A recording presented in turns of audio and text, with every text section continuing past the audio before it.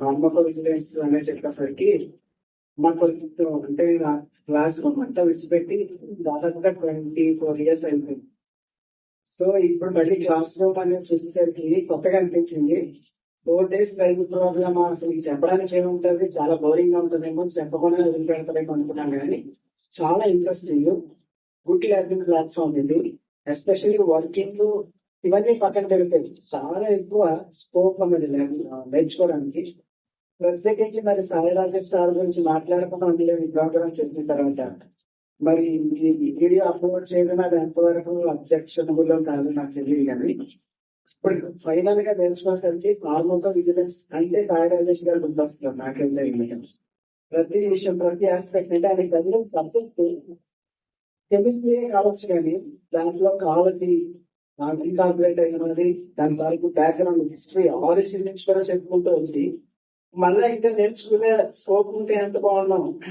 Student life ఇక్కడితో end అయిపోయింది మాకు అనేది కాకుండా మళ్ళీ ఇంకా ఏదైనా నేర్చుకుంటే బాగుంటది. చాలా ఇన్స్పిరేషనల్ పర్సనాలిటీగా నాకు అనిపించింది అని చెప్తున్నప్పుడు ఆయన చూడండి ఎక్స్ప్లెయిన్ చేస్తున్న విధానం చాలా ఇంప్రెసివ్ ఉంది. ఆయన యంగ్, డైనమిక్, ఇంప్రెసివ్. తర్వాత ప్రతి ఒక్కరు అదే చెప్పడం మొదలు పెడితే ఆయన పొగడుతున్నట్టుగా అనిపిస్తుంది. కానీ to be frank, bottom of my heart నేను చెబుతున్నాను, ఇది ఎవరినో పొగడానికి ఉద్దేశం. నచ్చకపోతే నేను ఏ కామెంట్ చేయను, నచ్చితే మాత్రం చెప్పకుండా ఉండలేదు. అలాగా సార్ ఆయన పొలైట్ గా ఉండడం కానీ సబ్మిసివ్ గా ఉండడం కానీ, ఎస్పెషల్లీ టీచింగ్ ఫ్యాకల్టీలో అన్ని క్వాలిటీస్ ఒకే వ్యక్తిలో చూడటం నేను ఎప్పుడు చూడలేదు, గమనించలేదు. ఇలాంటి వ్యక్తిని గవర్నమెంట్ పాలిటిక్స్ వైజాగ్ కలిగి ఉండడం మాత్రం ఇది బాగా లక్ష్యం. నేను చెప్పాను, స్టూడెంట్స్ కావచ్చు, డిపార్ట్మెంట్ కావచ్చు, డిపార్ట్మెంట్ పాలిటెక్నిక్ కావచ్చు.